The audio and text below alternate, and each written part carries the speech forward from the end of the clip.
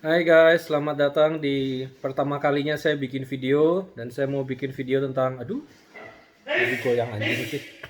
Tutorial tentang bagaimana menjadi investor properti. Saya sudah 10 tahun di properti, tapi saya nggak pingin ngomonginnya teknis-teknis karena saya nggak kaya-kaya banget, jadi lebih baik ngomongin teori aja. Karena kalau teori kan nggak bisa disalahin, jadi saya ngomongnya bisa bebas. Topik yang pertama kita bicarakan adalah bagaimana memperkirakan forecasting tentang fundamental property. Forecasting property ada tiga cara, ada tiga teknik pemikiran, bisa digabung, bisa dipisah, bisa dipilih.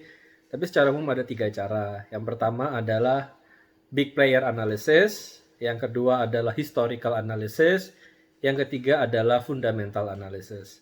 Kita kembali yang pertama yaitu big player analysis. Big player analysis ini adalah kita sebagai orang properti, harga akan naik kalau pemain besar mengembangkan daerah tersebut.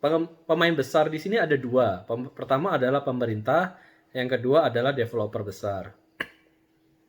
Contohnya, waktu itu di Bali, harga tanah di Singaraja relatif rendah, tiba-tiba ada desas-desus pemerintah ingin membuat sebuah bandara di Bali Utara. Jika itu terjadi, tidak peduli dengan faktor ekonomi lain, mau inflasi, mau deflasi, rupiah naik, rupiah turun, orang banyak masuk, orang banyak keluar, pasti kalau itu benar terjadi, harga tanah di sana naik. Seperti Kalimantan Timur. Saya tidak pernah berpikir untuk berinvestasi di Kalimantan Timur. Begitu ada desas-desus akan dibangun ibu kota baru, aha, big player masuk ke sana, kita bisa forecast kalau harga tanah di sana akan naik. Sekarang terjadi COVID, rencananya menjadi agak obscure. Saya pikir risky nih. Big playernya belum tentu akan komit untuk membangun daerah tersebut. Saya back off.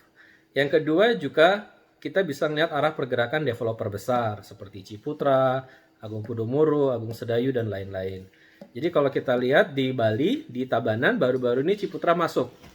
Besar-besaran membangun daerah di sebelah barat dari proyeknya Haritanu. Jadi awalnya saya tidak terlalu tertarik dengan daerah tersebut. Tapi tiba-tiba kok Haritanu sama Ciputra sama-sama masuk ke sana. Ada apa ya? Menjadi daerah yang lebih menarik. Itu pertama, big player analysis. Kalau mau jago di sini, rahasianya adalah kenal orang dalam. Jadi banyak-banyaklah bergaul dengan pengusaha besar dan banyak-banyaklah bergaul dengan pemerintah supaya lebih one step ahead dalam bergosip-gosip. Yang kedua adalah pendekatan historical. Jadi kita trace back nih, properti di Indonesia ini saya pelajarin dari tahun 1988. Saya lahir tahun 90, jadi sebelum itu saya nggak ngerti. 88 itu pemerintah memberikan pakto uang muda. Jadi itu terjadi booming properti. Papa saya termasuk yang mendapatkan untung lumayan tahun 90, zaman sekitar saya lahir. Jadi itu awal boom.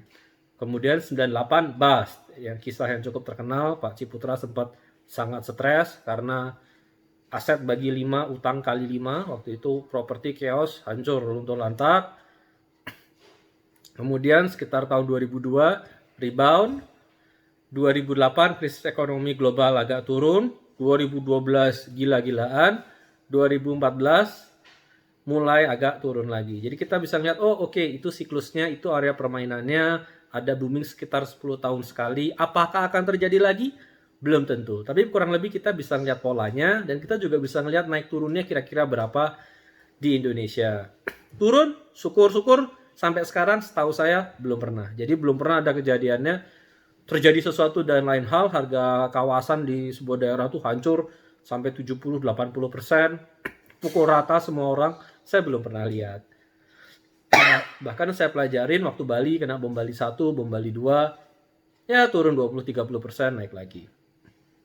Juga kenaikannya berapa banyak. Jadi kalau ada teman-teman yang mau malas tapi kaya raya, bisa, tapi tidak bisa spektakuler. Mungkin kalau teman-teman di saham bisa lebih mantap cuannya. Kalau di properti, kalau kita main di daerah yang mature ya, kita beli tanah di pusat kota, se-booming-boomingnya tuh naik 100% setahun, itu udah bagus sekali. Belum pernah saya tahu tiba-tiba dalam setahun naik kali 7 gitu. Kita beli 1 juta per meter, tahun depannya sudah jadi 7 juta per meter di daerah mature, saya belum pernah tahu. Itu yang kedua.